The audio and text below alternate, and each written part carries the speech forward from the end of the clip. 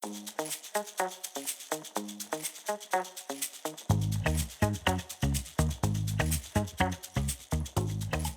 and welcome to the Africa EV Show. And as always, my name is Njenga Hakeenah. And investing in Africa may feel like one of the 1,000 ways to die due to the various issues like policy terrain, needs evolution, in most cases, the lack of capital to fund ventures that may have really good ideas but not the financial means to actualize them. Today, we are zooming into Malawi, one of the continent's smallest and landlocked economies, where one company is making groundbreaking efforts to electrify transportation. SGV is building new all-electric motorcycles from traditional motorcycles, solar batteries, and motorcycle parts, including a maintenance-free motor and control computer. SGV is also converting existing petrol motorcycles to all-electric while also educating consumers and creating employment opportunities. Last year, plans were announced to roll out 50,000 locally made motorbikes nationwide. That is in Malawi. And these bikes aren't just imported technology. They are being assembled or even manufactured from the ground up in Malawi, involving local talent, entrepreneurs, and battery systems experts. The initiative primarily aims to reduce fuel costs for commuters and stimulate job creation within the green tech sector.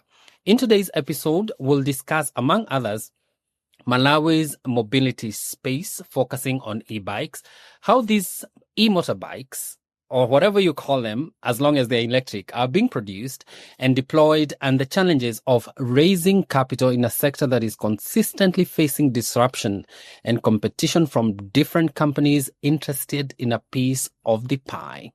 And to help us unpack all of this is Ivan Liu. He is the co-director of Sangua Ventures, and we'll refer to it as SGV from here on, which manufactures and retrofits electric motorcycles. SGV is a big part of the plan to provide the e-bikes in Malawi. Hello, Liu, and welcome to the Africa EV Show. No, thank you so much for having me, Njenga. Very excited about recent developments and also the prospects of electric mobility technology in not only Malawi, but also neighboring countries. And not just because of the technology itself, but really the practical opportunities and practical benefits that it actually offers to end users and to the market. As we know, energy and fuel challenges are some of the largest issues facing Malawi in particular, and also regional and neighboring countries. But I wanted to give a quick and brief background on Sangua Ventures, SGV. Myself, and also my co-founder and director, Colin Sargent, who unfortunately can't be here with us today. We originally founded SGV in 2017. We came to Malawi initially on an exploratory trip, actually with no particular agenda in mind. And we were stunned by the opportunity and almost the lack of knowledge from everyone else about Malawi. And we figured that it gave us a huge, leverage in terms of first mover advantage. But also what we've seen traditionally is that markets that have been underinvested in before do create arbitrage opportunities for those who actually are willing to go and do it first. So we incorporated SGV in late 2017, and before we actually went commercial into the market, we did an initial 500,000 kilometer case study with our first electric motorcycles, with our first partner and our first customer, Protologit Security Services, which is one of Malawi's largest security companies. And it was during this initial two-year case study where we actually proved that electric motorcycles in Malawi, if you combine, fuel costs and maintenance costs, electric mobility actually costs 1/8 the cost of per kilometer in comparison to combustion-powered motorcycles.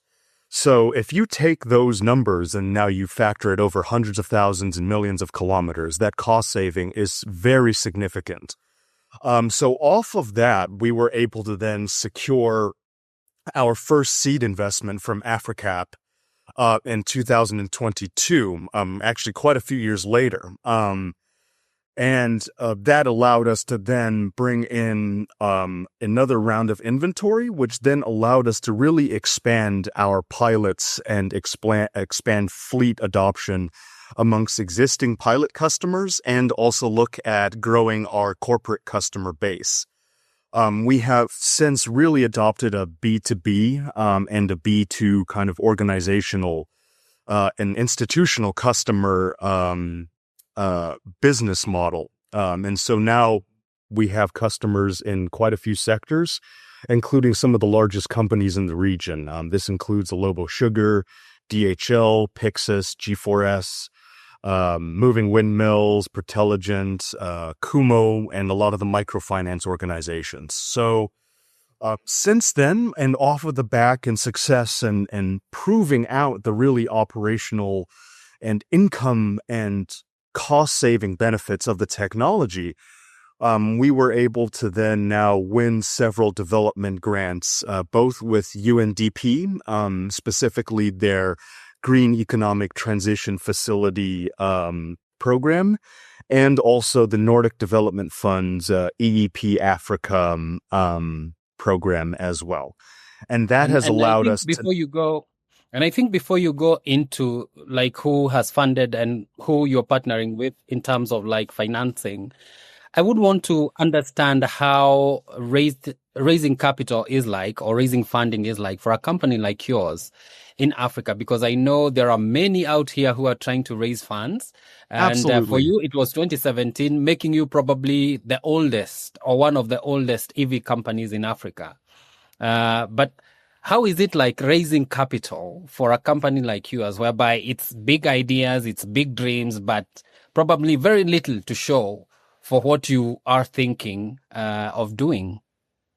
Absolutely. Well, as you can see, it's not easy.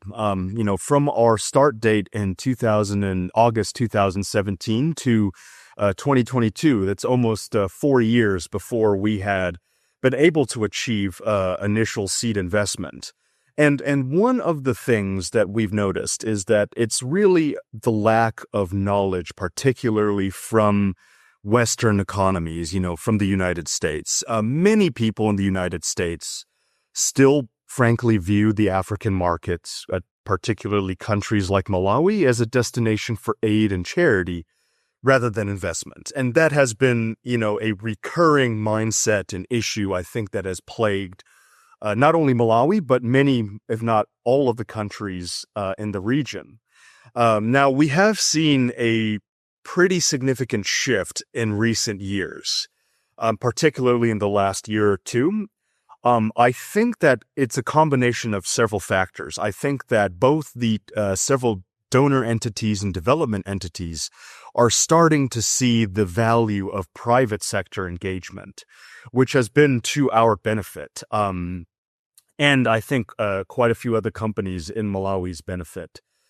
Separately, the other interest and increase in interest from what we've seen in Western and European and American-based investment programs into Africa has been a combination of course, the actual business potential, but also the geopolitical aspect of it. We've been hearing now stories for the last decade of Chinese projects and Chinese companies and Chinese investors coming in and, making money and developing companies and engaging in local infrastructure and networks. And I think that from a competitive point of view, I think that there has been a slight change in mindset from Western and European and American companies on the opportunities that are here. So I do think that, yes, it has been quite difficult, particularly at the beginning, but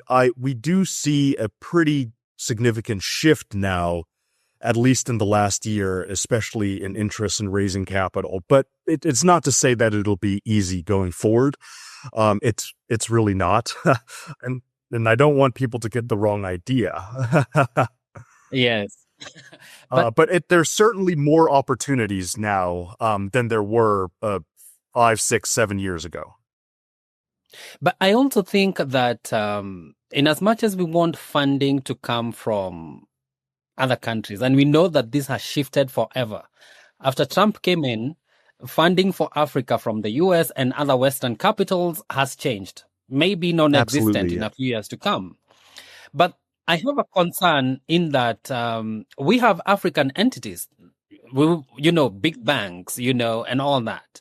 But they are kind of pussyfooting around funding local companies like yours or mine, if I had one.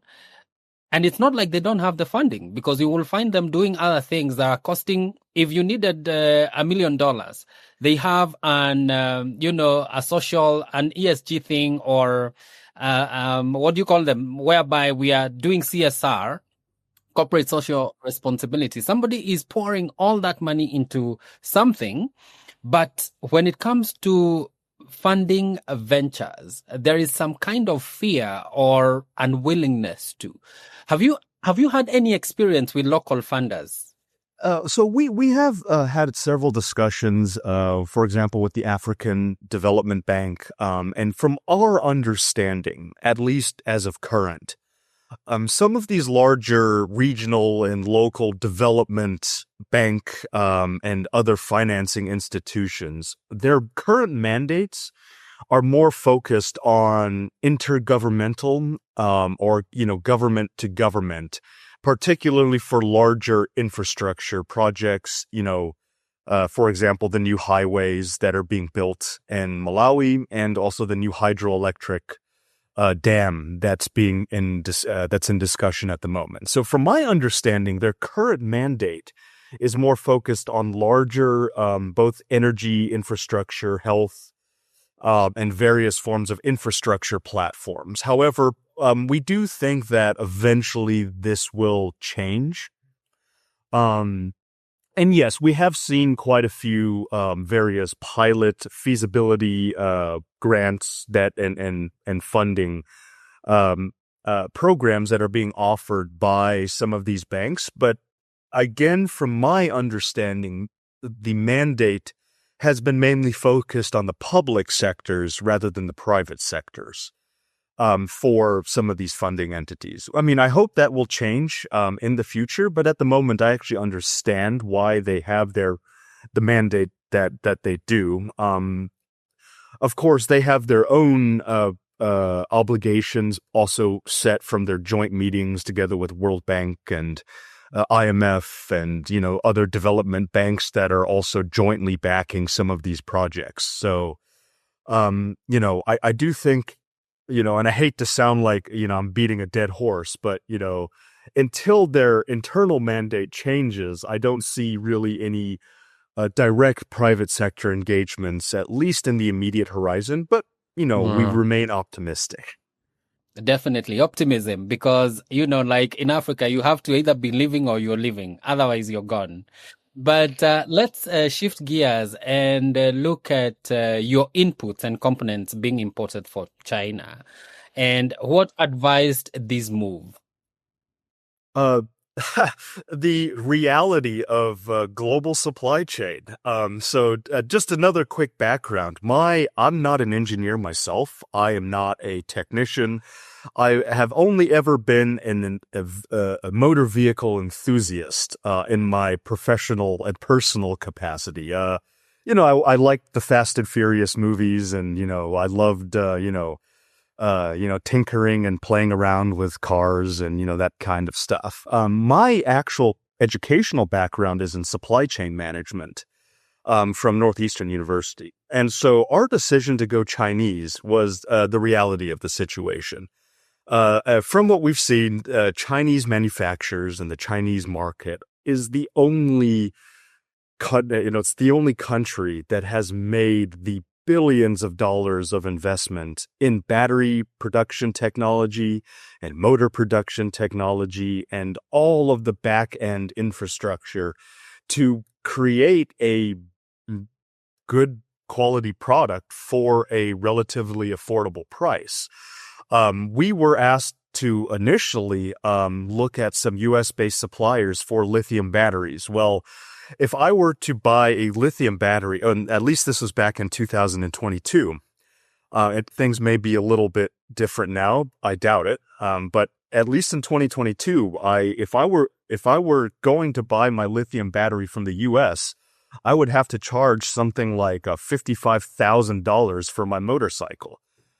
Because, the US doesn't make lithium batteries. The only lithium batteries they do make are for those pacemakers in the heart. And from what we've seen, even from a lot of these larger battery plants in Germany and the United States, the actual cells themselves are being manufactured in China. And the configuration and packaging and stamping and final stamping is happening either in Germany or the United States. And so the decision to go for Chinese-made components was, number one, acknowledgement that the African market is a highly price-sensitive market. So you have to be able to deliver a solution for a relatively affordable price. And the other reality is that the Chinese market is the only one that has made the necessary investments to create the infrastructure and create a production capability and capacity of something relatively pretty good quality and for a relatively reasonable price. Nice. And I think in terms of affordability, no one is beating China anytime soon. No, because absolutely not. They have kind of set it out in such a way that for whatever price, there is something for you, right? Absolutely. Right. It's at the end of the day, you get what you pay for. And if you're willing to pay a little bit more, like what we do for lithium batteries, you can get a very, very good quality product. I mean, just to give you an idea, the very first electric motorcycle that we deployed on the road, actually in 2019, is still running on the same battery. And it's got, that motorcycle's probably got about 180,000 kilometers now, on the odometer. And yeah, you get what you pay for. And also the fact is the quality is there, the warranty is there, and the backup is there. See, Chinese batteries actually have made us confident to provide a full 3-year warranty on our electric drivetrain, and also a 5-year warranty going forward for our new electric pickups. We are that confident in the quality of current batteries that we are going ahead and offering a very substantial warranty on our products. So, and yeah, they made the necessary investments in the quality and production techniques and infrastructure. And you've mentioned that this is a kind of a diversion, but we are coming back to the main road. We have just taken a detour. You've mentioned that you're bringing in these trucks from China, right? Are they fully built from China or in China, and then you bring in full complete units, or are you assembling them locally, or what's the idea? Well, we are actually going through the same philosophical process like what we did with our motorcycles. At the end of the day, we consider ourselves even though, yes, we're in, tech and new technologies and, a lot of exciting new things. But at the end of the day, we are still a traditional automotive company. And so the philosophy we're developing with the trucks is the same with what we've done with the motorcycles. Yes, the first pilot units we did bring in kind of fully assembled, and then we effectively strip it down to its bare metal and start training on the reassembly. And then after several iterations, then all of our new motorcycles are now fully assembled in Malawi. Same idea for the pickups. These pickup trucks were custom ordered to spec to accommodate the Malawian market. Right-hand drive, 15-inch tires, a slightly lifted suspension, a more powerful battery and motor to accommodate the road conditions and environment. And then what we're going to do is strip it down to the bare metal and start looking at which components can be substituted locally. And also, like what we've done with the motorcycles, take the chassis, battery, and bottom end motor and the kind of bottom end platform and see if we can transplant it directly onto other platforms, such as minibuses for conversion, or these light, these Daihatsu mini trucks and things like that. Because at the end of the day, why even consider electric mobility? Why is anyone considering electric mobility? Why should anyone consider electric mobility? And it's because the cost per kilometer is significantly lower than that of combustion. And so if we're looking at applications of electric mobility, particularly for utility purposes, whether for businesses, whether for bus drivers and taxis and organizations, it's really about the bottom line. So by adopting a traditional automotive approach, it allows us to then develop the skill sets needed to maintain the vehicles. And that's what we have found is super, super critical. And this has been a story that's very common in Malawi. There's a new motorcycle store that opens or a new secondhand vehicle dealership. They sell you the product, and then after several months, something breaks. And then you go back to the person who sold it to you, but they don't keep any spares in stock, and now you're left on your own. And so one of the key things we adopted and implemented and will continue to implement is keeping this backup and warranty, spare parts, so that no matter what happens, our clients and end users can always come back to us for warranty services, repairs, and maintenance. Because, in order for you to have a reliable automotive company, you have to have your products on the road. And Absolutely. they can't be on the road if they're in the workshop waiting to be That's repaired. true. That's true. And do you mind telling us who your manufacturer is? Or is that Yes, under I'm happy to. So for the pickup trucks, it's a company called Kunming Passenger Automobile Company. They actually are also a major manufacturer for a dealership also in California, albeit much different specifications and left-hand drive. And they also do chassis fabrication and also platform fabrication for larger automotive manufacturers such as BYD and SAIC. So they make, like custom lorry, beds for some of these larger manufacturers. Nice. And as that's well. a really interesting intertwine there.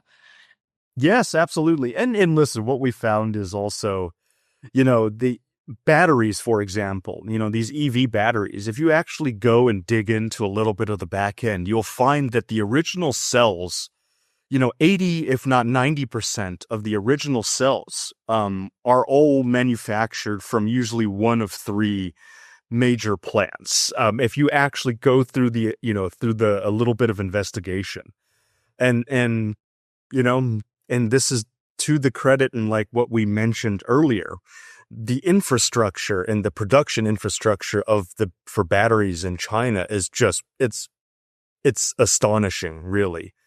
And they've set up these enormous giga plants. And so, yeah, if you actually do a little digging, you'll find that the original cell manufacturers are usually coming from one of three different places. And they're all going to, to your BYD, they're going to Tesla, they're going to, VW, and they're going to little guys such as ourselves as well. Absolutely. And looking at that, and because we cannot replicate anything Chinese here ever, how has local manufacturing shaped your competitive advantage in comparison to the Chinese assembled import or regional EV startups? Well, here's, this is where I actually would like to disagree a little bit. And I've already started to see the infancy of local battery assembly. Here in, we've actually done a little bit ourselves. And I think that, yes, it's, we will not see the production from raw material to final product to the same capacity. However, I do see large opportunities going forward, particularly with a little bit of skills development and skills training, that batteries can be assembled locally through manual procedures, and can be assembled reliably so long as the training and the backup is there. And it'll happen eventually. We've done a little bit ourselves, just for a bit of training and kind of fun. But we've also seen some other solar companies, both Kenya, I believe, and also in Malawi, that are actually bringing in their 18650 cells that have it's basically just a screw and a bolt at the top, and then using the strips to configure and assemble these batteries. And we're already starting to see that. And I do think in the coming years, as they get more experience and becomes more viable, we will see more and more of that. Sorry, I did get a little sidetracked. I may have forgotten your original question. I, I was asking about, like when it comes to the advantages of manufacturing locally. But I think you have also mentioned that in that, there are the cut costs or reduced costs and things like that. And also the fact that we can do some bits of it, but we can never get to the scale of what the Chinese have done so far. Well, I could just answer, and it's actually similar to what I said earlier. The real advantage of local assembly, local manufacturing, local anything is the skills development and the leapfrogging of skills development from it, right? One of our mandates as a company. So we have I know this is one of your questions later on, but I may as well jump into it because we're on the topic. We have direct partnerships with Don Bosco Youth Technical Institute and Lilongwe Technical College. Both in education, apprenticeship, and training. We see this, and investment in human capital and skills development is, to us, one of the most critical aspects of starting business, of investing, and of any form of enterprise in Africa, whether Malawi or anywhere in neighboring countries. So as a result, we actually have established direct partnerships with these various technical institutions. And we also have a privately developed joint technical certification program on EV maintenance, repair, and assembly with the automotive repair division of the technical institution. And because for us, there is nothing that drives growth and spurs confidence in both a product than knowing that it's being backed up. And you can only back it up if you have a pool of trained, bright, young technicians, able to service it, able to back it up, and who understand the technology and the ins and outs. And so for us, the real advantage of the local assembly is the skills development part, because then that actually helps back up our long-term and broader growth plans as well. So, and this, and I think this leads us to the next question that I had in terms of your team composition, in terms of expertise. Is it all local? Is it mixed up, like there are foreign nationalities, or So, aside from myself, and my co-founder, Colin, for the people who are on the ground here in Malawi, myself and Colin are the only non-Malawians on our team. I would say, yeah. And of course, there's Garrett, who is our current chair of the board. He's based in Houston. But in terms of our local team, I think now a total of 42 employees. Aside from myself and my co-founder, it is, and also in management, it is all local Malawians. In fact, some of who have almost 50 years of experience actually in the automotive trade. Yeah, we did a lot of poaching of talent when we got here because for us it was a critical part, and we would not be where we were now without the talents that we were able to secure in order to train the young technicians. I mean, right now, if I were to take, the average age of our workshop floor and assembly floor technicians, it's probably about 24 years old, 20, 25, 24 years old. I mean, many of them are freshly graduated from technical college or are actually still in school. And we are helping sponsor their apprenticeship and also some of the education. So, that's a critical part. And yeah, we're not doing this out of the kindness of our hearts.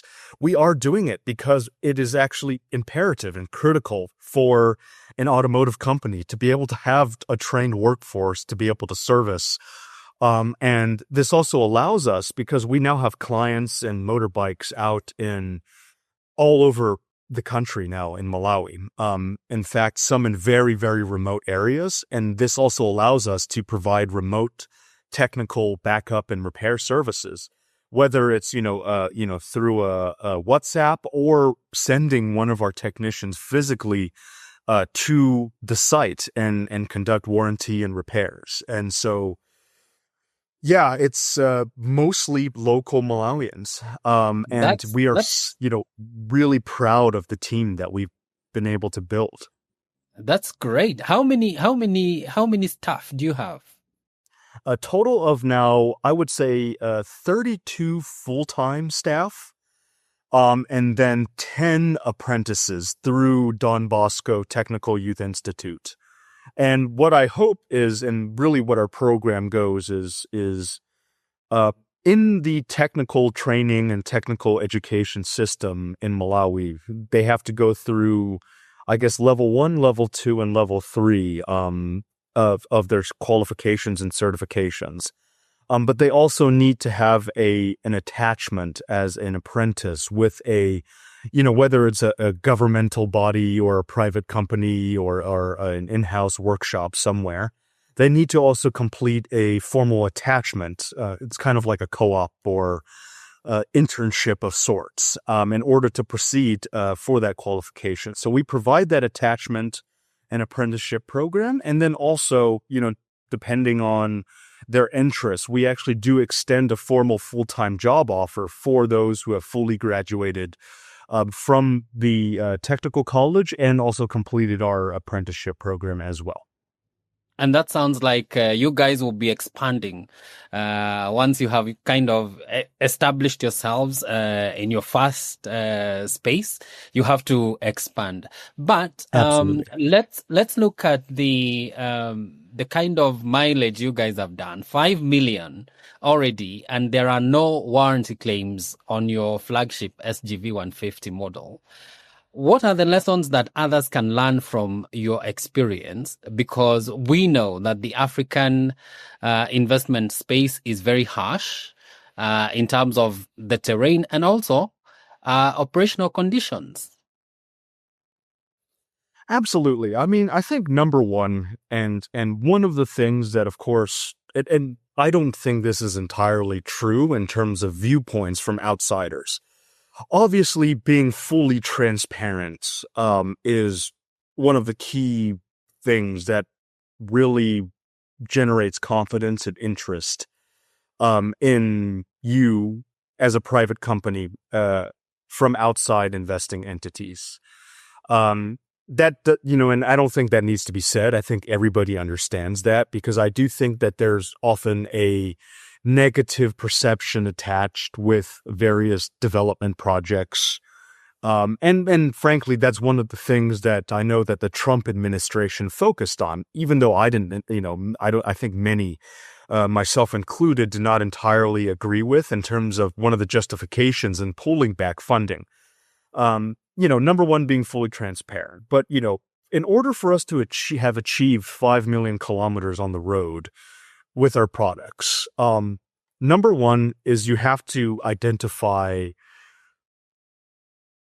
a quality supplier, quality inputs, right? Just because a price, it's the lowest price, it's not going to, you're not always going to benefit.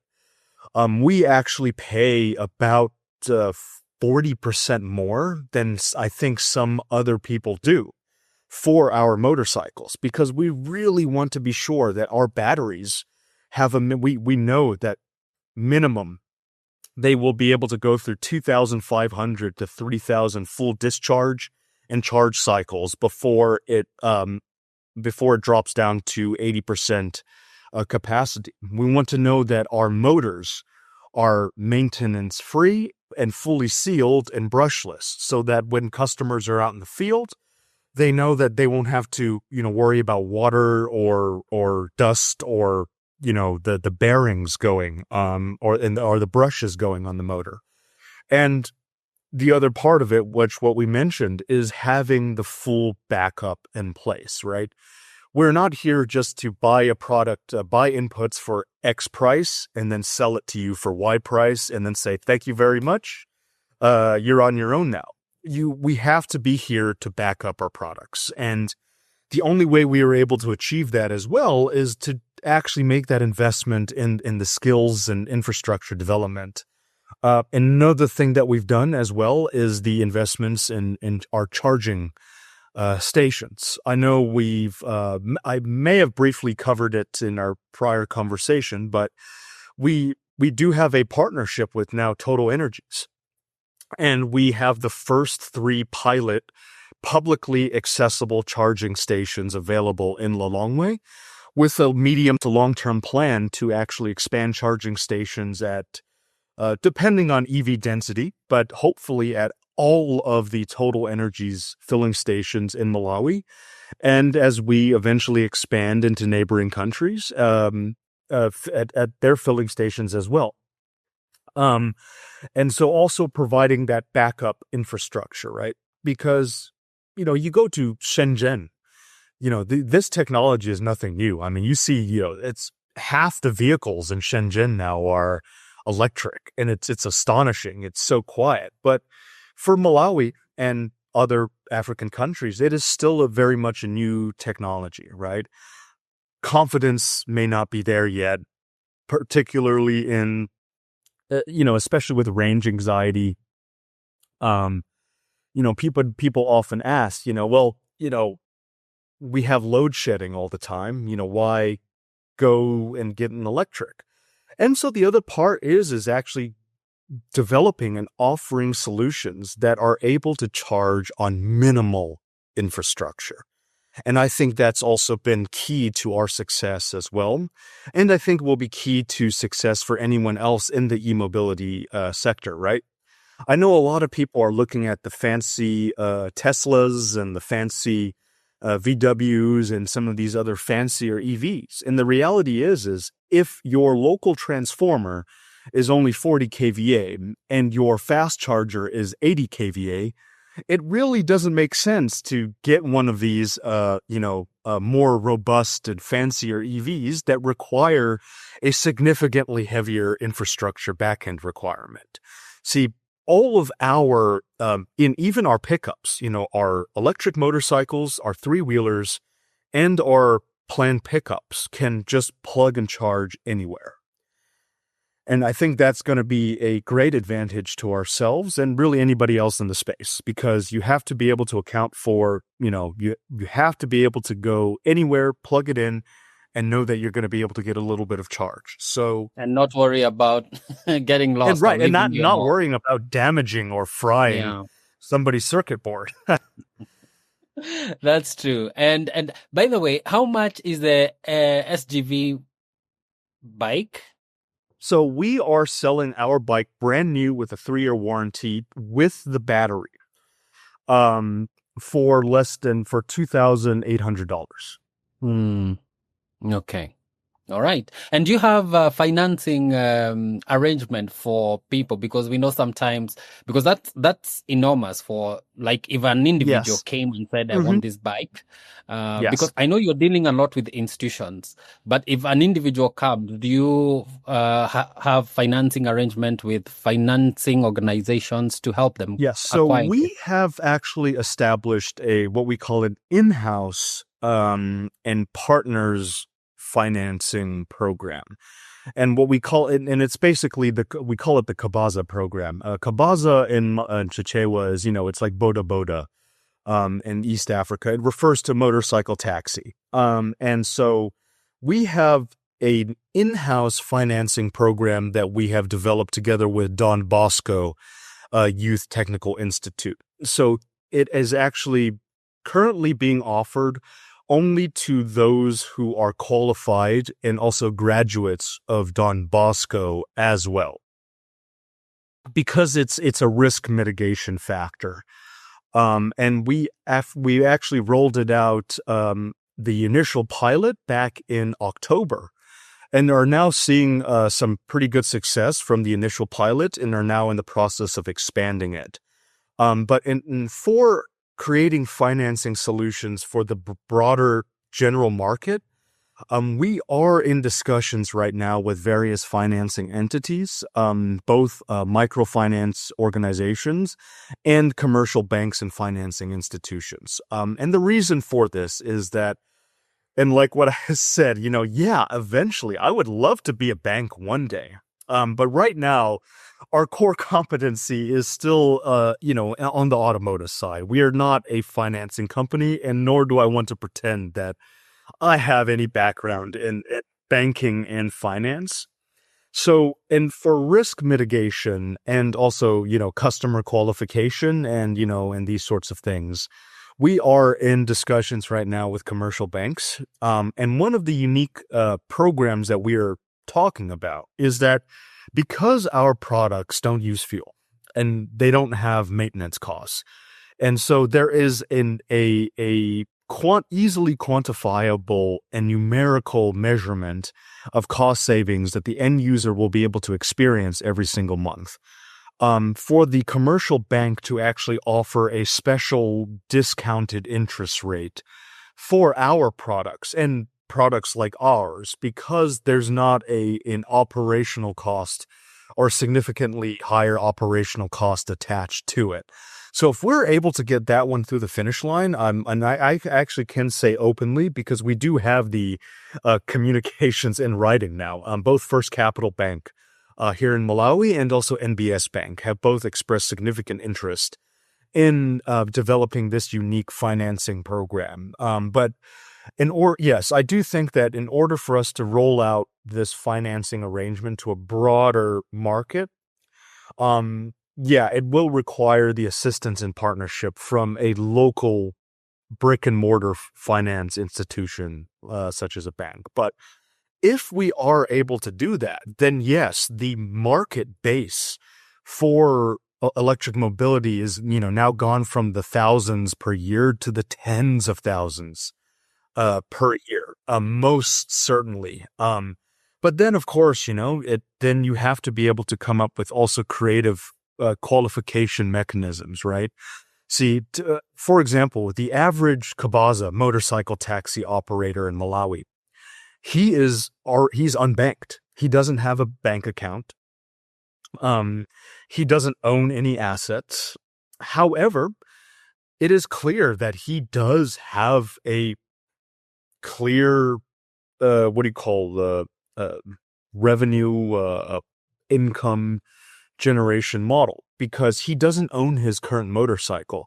Very often, he is paying to lease that motorcycle from a larger fleet operator. We can get into the details of the ownership of those fleets privately.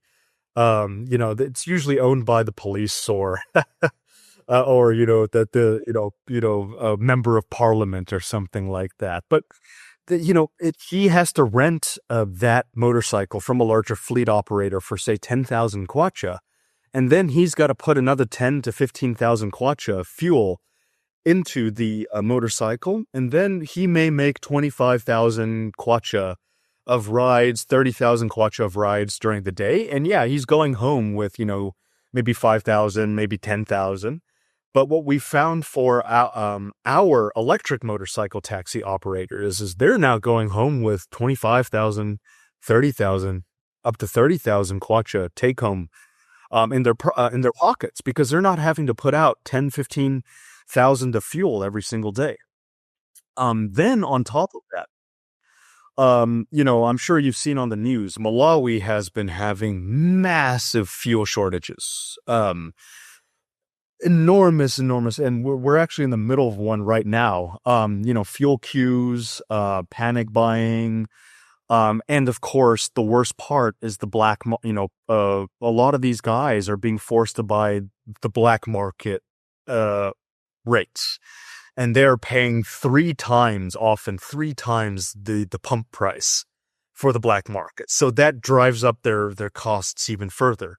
So if the commercial banks, and the whole reason for going into this rant is, if commercial banks are able to qualify some of these metrics from a lot of these unbanked customers, right? Because they're clearly generating income.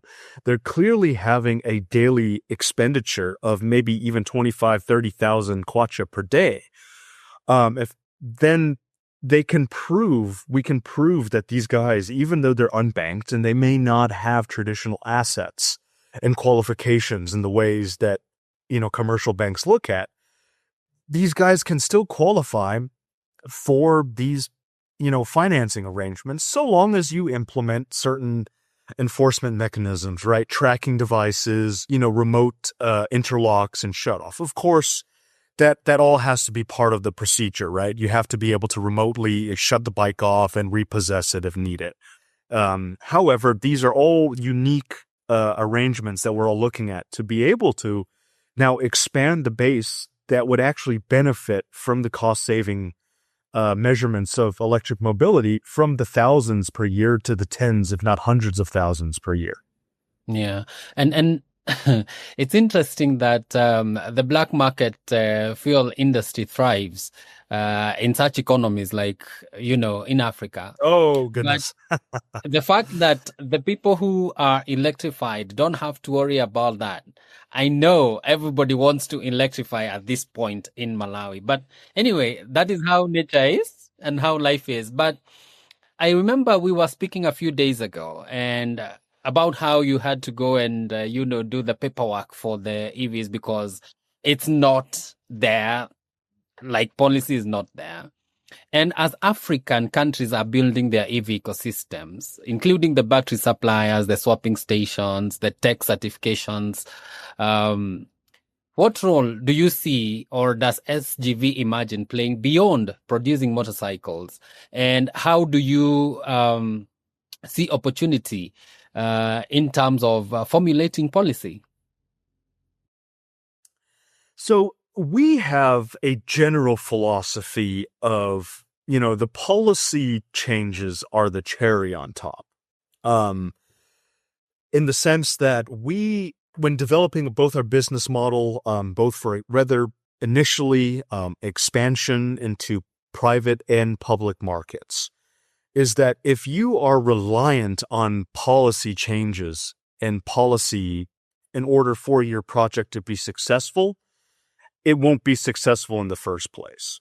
And so everything we have done was off the basis of, yes, we have to be able to make it work regardless of policy change factors. However, if policy change, but also this is not to say to keep quiet and to not have any form of engagement. The whole time, we had been constantly engaging both, for example, with Ministry of Finance, Malawi Ministry of Finance, road traffic, doing demonstrations and doing technical demos and a whole arrangement of different sorts of things. And that really is able to plant certain seeds in the policy sector. When we first came to Malawi, for example, EVs had four-wheel electric vehicles had 114% cumulative import duty and electric motorcycles had an 84% cumulative import duty, including VAT, on these products, which really made the, initial growth kind of slow. However, as of 2 years ago, Malawi government, through some of our direct engagements, after more than 4 years, lifted the duties, import duties on electric vehicles and electric motorcycles, and electric three-wheelers.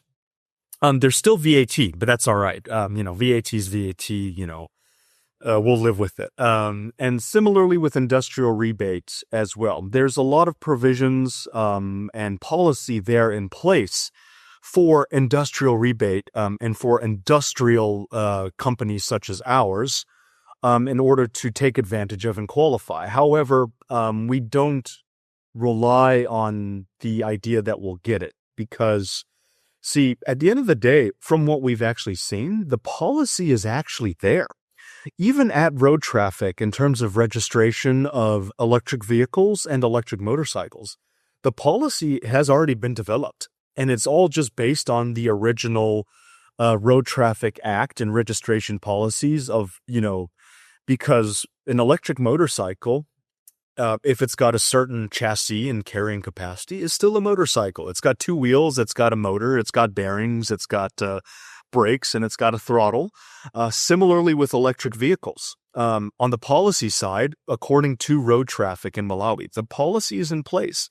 It is still a 4-wheeled vehicle with an axle, with 4 tires, with a propulsion system, and therefore technically can be able to be registered. And we've successfully been able to register our electric motorcycles as brand new electric motorcycles under the SGV brand name. However, that did take several years and several tries to actually get it pushed through the system. So now we're doing the same thing for the first time for the 4-wheel electric vehicles. So yes, it's a procedure and it's a step. We do see that the policy is already in place. However, many times there may be an unfamiliarity internally that the policy has been in place because there hasn't been a specific training workshop or a policy direction workshop hosted by, for example, road traffic and by some of these, external entities as well. But, as we go along and expand, the policy direction, I think, is there. Both the policy that's already been implemented on the ground and the policy that is under discussion.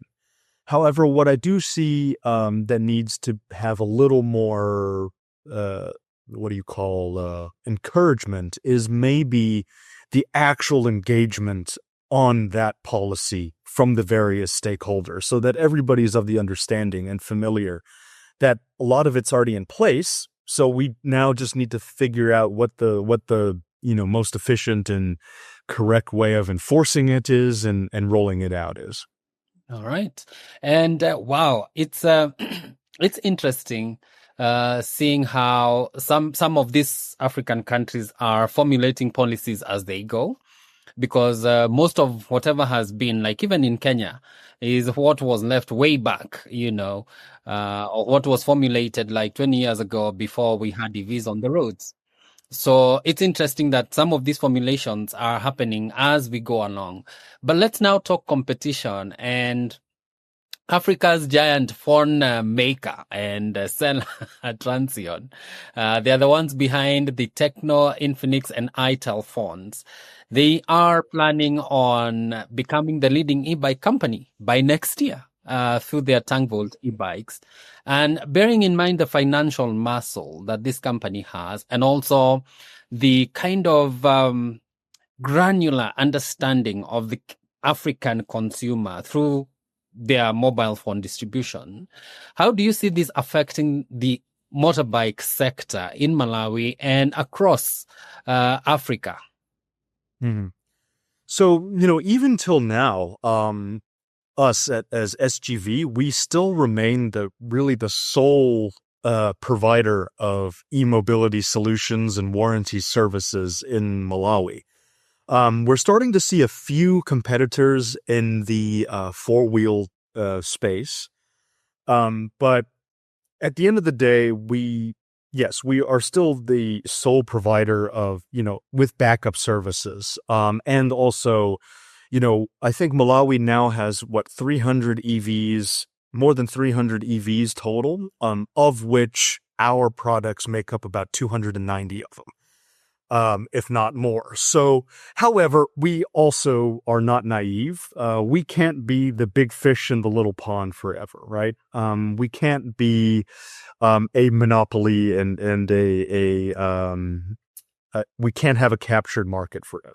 So yes, it is inevitable that eventually larger e-mobility companies, particularly with more financial backing and things, will come in and may likely offer solutions for a much cheaper price and better financing solutions because they have the capital to back it up. However, yes, that for the mass market, we can't see ourselves as the sole provider of electric mobility solutions forever for the mass market. However, because of the backup and maintenance and repair confidence and infrastructure that we have built up amongst our B2B and B2 organizational clients over the last few years, we are very confident that we still will have a pretty significant foot in the door in that sector. Similarly, from what we've seen as well, other people have imported their own electric motorcycles, whether privately or their own three-wheelers and their own, also UNDP, for example, they bought their own electric vehicle from South Africa. And what we have found is that when something goes wrong, it ends up at our workshop, even though it wasn't bought from us. So that's why we are confident that despite the uptick in competition, of course it's inevitable, that our brand, SGV, will still remain a significant player regionally because we have built our name on the backup capacity and the ability to make sure that, all right, I broke something on the bike after I used it, I took it to SGV, and they had it back to me by the end of the day. That is something that we have really prided ourselves on. And I think that if other competitors are want to come in a big way, they are going to need to make that capital investment, both in their workforce and their skills training, because Malawi is not an easy terrain and environment to operate a motor vehicle on, whether a two-wheel, three-wheel, or four-wheel. We find somebody buys a brand new Land Cruiser, and then hits a pothole going 100 kilometers, and then boom, their drag link is broken already, even though it's only got 200 kilometers on the odometer. These are the things that you have to be accounting for when implementing automotive solutions in the Malawi market. And yes, I think any competition that wants to come in this space must be cognizant and must be aware that they must develop that back-end infrastructure in the skills training. Otherwise, their products will be dropping like flies left, right, and center. Oh, wow. Thank you so much, Liu, for your time today. Thank you for the insights, especially on policy, the infrastructure that needs to be availed or provided for the EV space to thrive in Malawi. And also the fact that you guys are diversifying into other spaces. All the best, and we look forward to seeing what you guys come up with. Absolutely. And, thank you. I really appreciate your time. And number one, also the shifting and changing of accommodations. I appreciate that. And really look forward to continuing our engagement. And, really happy to share updates as we go along. And so thank you so much for your time, Njenga. I appreciate it. You're welcome. And guys, that brings us to the end of today's deep dive into Malawi's electric mobility transformation, led in no small part by SGV and their bold vision for locally made all-electric motorcycles. And now you've heard, they have gotten into the four-wheeler space. They have been in the three-wheeler space as well. And from converting traditional bikes into high-performance EVs to training technicians and scaling solar charging infrastructure, SGV is not just building bikes, they are building a new industry driven by African e-mobility needs and innovation suitable for the terrain. There are so many potholes, like Leo said, both geographically and policy-wise. So a huge thank you to you, Ivan, for joining us and sharing insights on what it really takes to build a clean tech company from the ground up in Africa.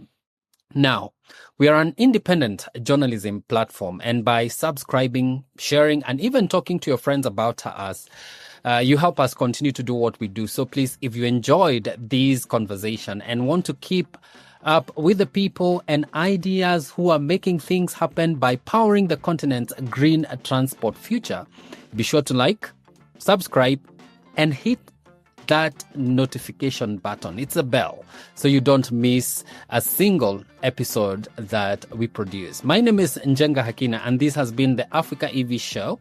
See you next time when we spotlight yet another great innovation in the African e-mobility space. Have a wonderful one.